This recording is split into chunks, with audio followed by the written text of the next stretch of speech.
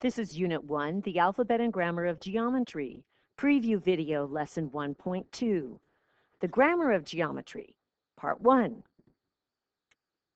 Students, you're looking at this page. Don't forget date, time, location, as well as a guardian or parent sign-off. Focused attention equals faster work, so please don't attempt to multitask while doing these videos. This page you're going to complete on your own, and then get a red pen handy to correct your work. Pause the video.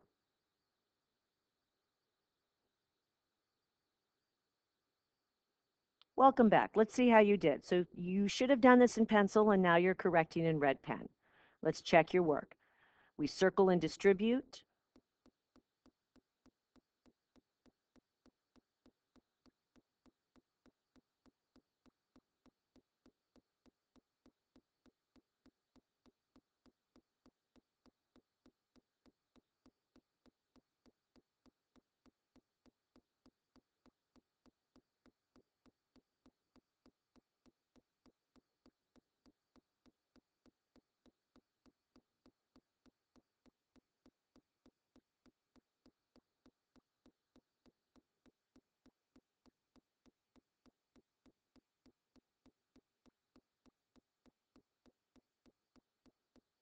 So n should equal 14. You can always double check this by plugging it back in. Coming down here, you finger track and read out loud. You should have read with your finger on the paper first time, and then you go back and you filter the fact that you have a line and another line and a point of intersection. You also have a ray. Let's see how you did here. You should have a line K, so that is a line, two arrows, cursive K at the end, left or right, it doesn't matter, intersecting another line AB. Capital letter A and B, those are points. At point R, so we're intersecting at R. Draw a ray QR. This is where it gets tricky.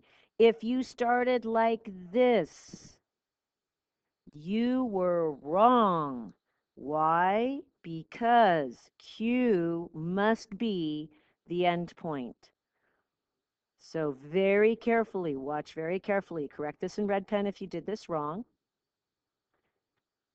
Your ray starts with Q and goes through R. R is the arrow point, Q is the end point. Or, Q is the end point, R is the arrow point at line K. Cross it out as you account for it. So the alphabet is the combination of letters that we get words. Grammar is the logic behind words being put together.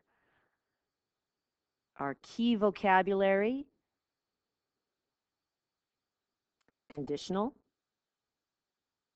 converse, inverse, contrapositive, hypothesis, conclusion.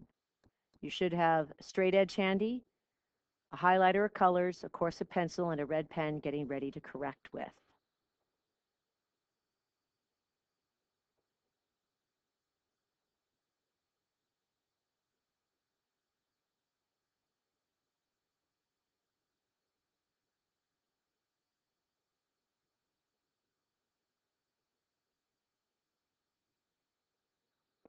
A conditional statement is an if-then statement. It implies cause and effect. You are surrounded by conditionals pretty much constantly. Things like, if you clean your room, then you can go out tonight. If you get good grades, then you will graduate with honors. If you practice hard, then you will do well in the game. If then, you're surrounded by it. In fact, all advertisement is essentially an if then statement. All cause and effect concepts are conditional statements, even if the words if and then are not directly part of the sentence.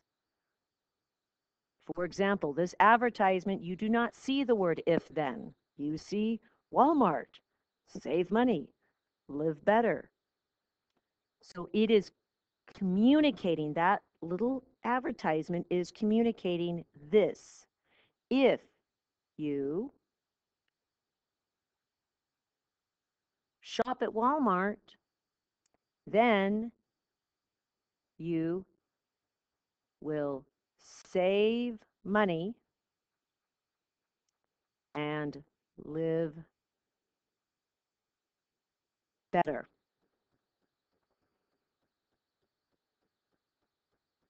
So the conditional statement, the cause, is technically not even written. The cause is, of course, shopping at Walmart.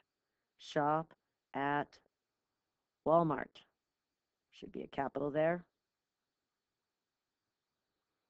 The effect is save money, live better. Cause and effect. So this simple advertisement communicates a conditional, as all advertisements do.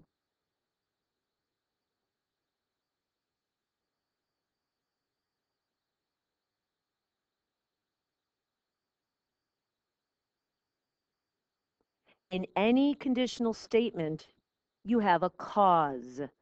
The fancy name for the cause is hypothesis.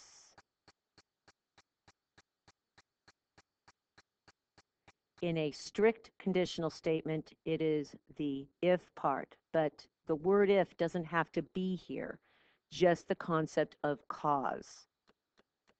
The effect is called the conclusion. Hypothesis, cause, effect, the conclusion. In a strict if-then statement, it is the then statement.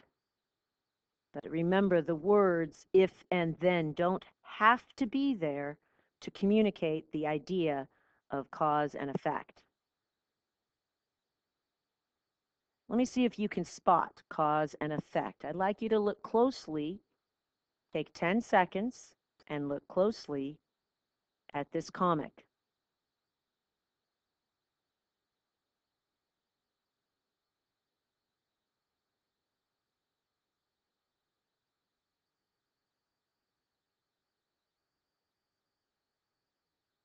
Now, I'd like you to write an if-then statement related to this comic right below. I'd like you to write an if something something, then something something. I'm not going to write that for you. You make up your own. After writing your if-then statement, I'd like you to specify what is the cause and then what is the effect. Pause the video, complete that section.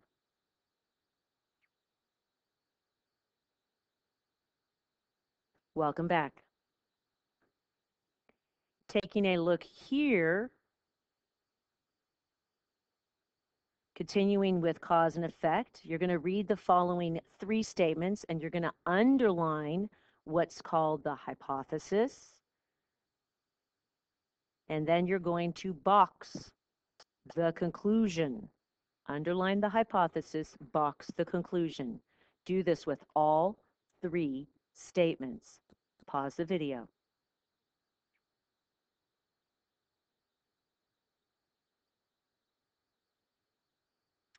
Welcome back. Let's see how you did here. It says, if you finish your homework early, then you may go to the movies. Cause, which is the hypothesis, finish your homework early. Effect, conclusion, going to the movies. If you eat a lot of vegetables, cause, effect, conclusion, then you will be healthy. You may drive the family car when you get your license. Be very careful here. The cause is actually when you get your license. The effect is driving the family car. So cause and effect don't have to go, first, second, always. It could be flipped. So you're looking for the hypothesis, which is the cause, conclusion, which is the effect.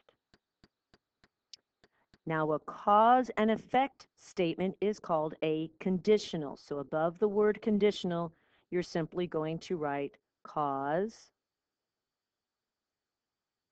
which is the if statement, the little arrow, write effect,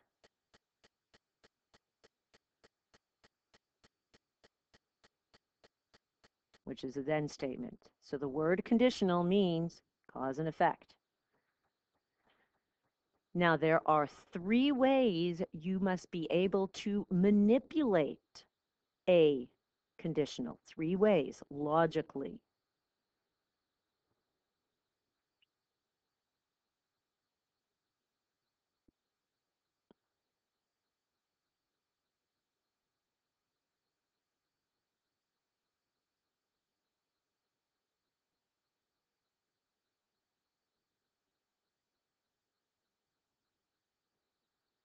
Converse means you switch the order, the cause and the effect. Inverse, negate. That's a fancy word meaning to say the opposite of. Contrapositive, you both switch and negate. Converse, switch. Inverse, negate. Contrapositive, switch and negate.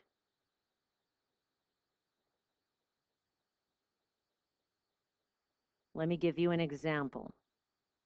Let's write what they mean. Converse,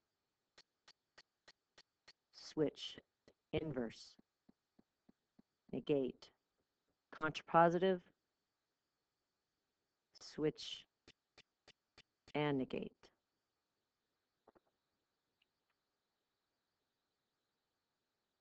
Let's do this in colors. So get out your quad pen. If it is sunny this weekend, I'd like you to underline that in red. Then we will go to the beach. Underline that in blue. So this is your original conditional. If it is sunny this weekend, then we will go to the beach. Converse, you switch, and sometimes you need to massage the grammar a little bit, but so the key words are here are sunny and beach. Okay, converse means to switch those particular concepts. So we write something like this. Notice the colors. I'm going to start with the blue now. If we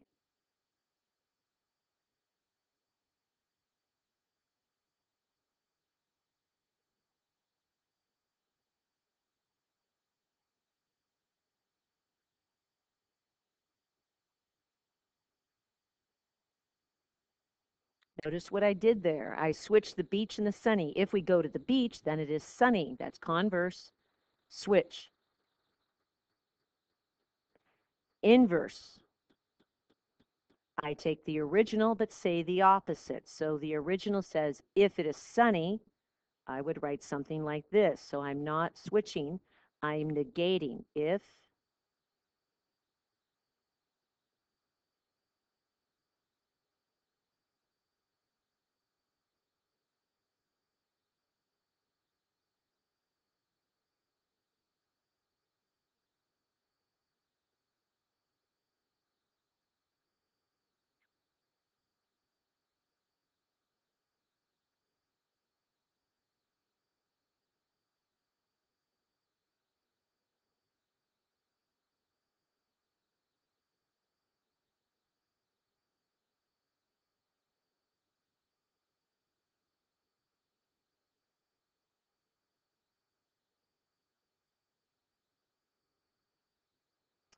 notice the negation.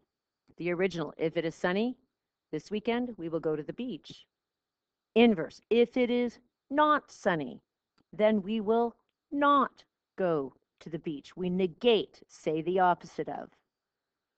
Contrapositive, you switch and negate. So it's the switch, beach to sunny, and negate. Watch the colors. If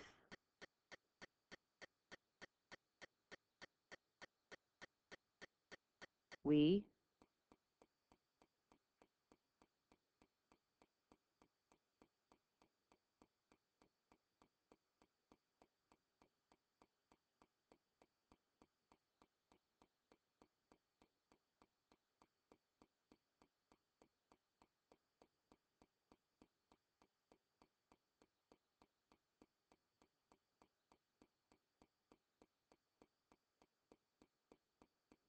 if we don't go to the beach,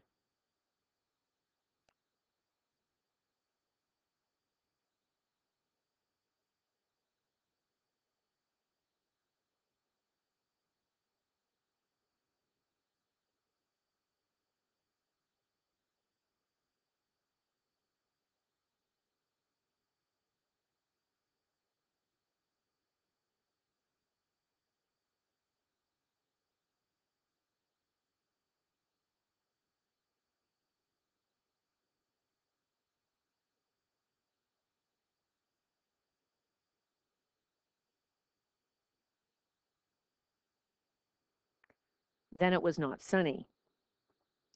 Technically, the contrapositive is the converse of the inverse.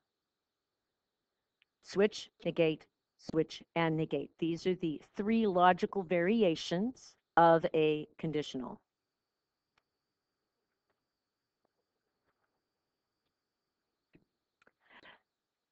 What I'd like you to do is go ahead and read the conditional, write its converse, its inverse, and contrapositive.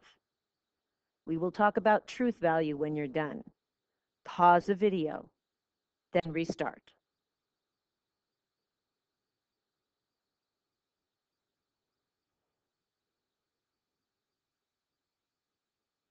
Welcome back. So our conditional says, if you eat an apple, then you eat a fruit. The converse is the switch. So I'm going to simplify it just for the sake of simplicity. I'm going to write, if you eat a fruit, so I'm going to say, if fruit, then you've eaten an apple.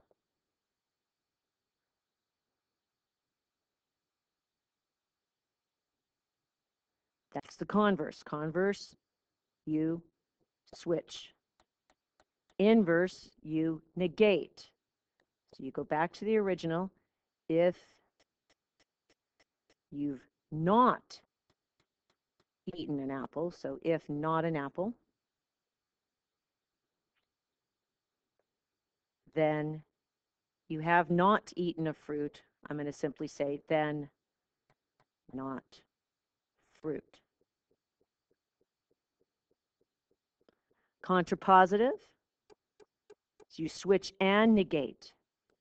If you've not eaten a fruit, I'm going to simply say, if not fruit. Then you've not eaten an apple. Then not apple. We switched and negate. Now, truth value. Now we're going to analyze logically which one of these statements are true logically. So let's kind of take this logically very slowly. If you consume an apple, then yes, you have consumed a fruit.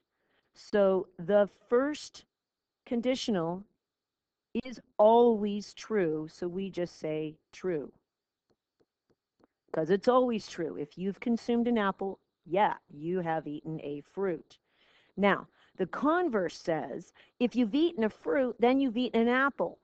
This is only sometimes true. If the fruit you consumed was an apple, this is a true statement. But what if you stuck a banana in your mouth? Then this is not a true statement. So in geometry, logically, if something is only sometimes true, we have to call it a false statement. True is only true if it's always true. Statements that are potentially false, you put a banana in your mouth and it's not an apple, you have to say false. The inverse. If you've not eaten an apple, then you've not eaten a fruit. That's only true if it was an apple. But what if you didn't eat a pineapple? What if you had a pineapple? That's a fruit. So the inverse is also false. If it's sometimes true but not always true, you still say false. Contrapositive. If you've not eaten a fruit, you've not eaten an apple. That's true. If you've not eaten a fruit, if you put a vegetable in your mouth, a carrot, there's no way you could have eaten an apple. Okay, so the contrapositive is true. Here is a logical connection. If the conditional is true, only the contrapositive is forced to always be true. There is a special circumstance in which all four are true. We'll talk about that in a moment, but just as a general rule, if the conditional is true, only the contrapositive is forced to be true. The converse and the inverse are like maybe, circumstantial, sometimes true, so we call them false.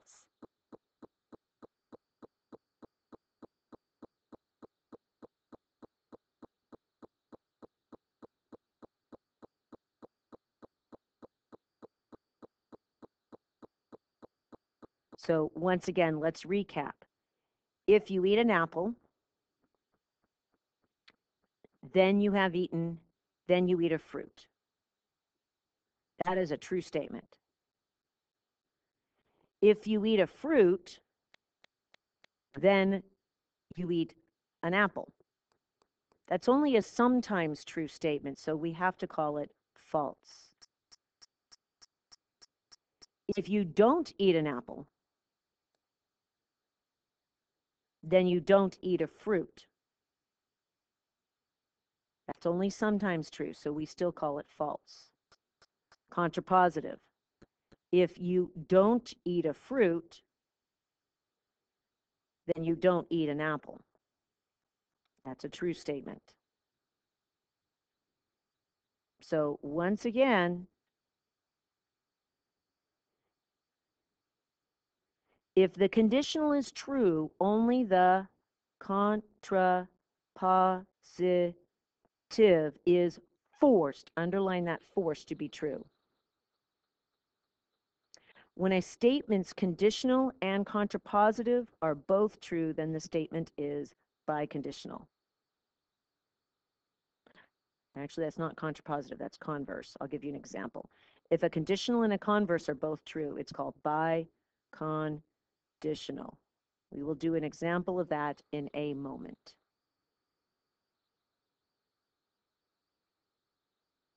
You're going to do this page on your own, read that conditional, determine whether it's a true or false statement, write the converse, the inverse, the contrapositive, and then determine the truth value. Pause the video, do this page on your own.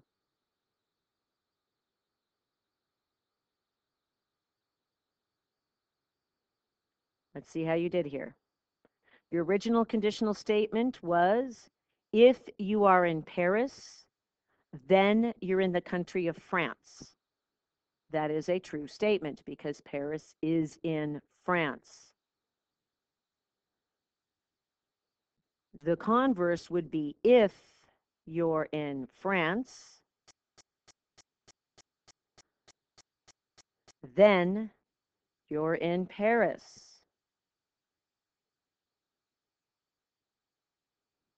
That is a false statement. You could be in another city in France. You don't have to be in Paris. So the converse is only true if you're in Paris. It's false if you're anywhere else in France. So we say it's a false statement. The inverse is the negation of the original, which says if you're not in Paris, capital letter, then you're not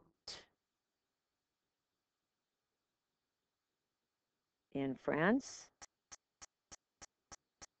That is a sometimes true but sometimes false statement, so we have to say false.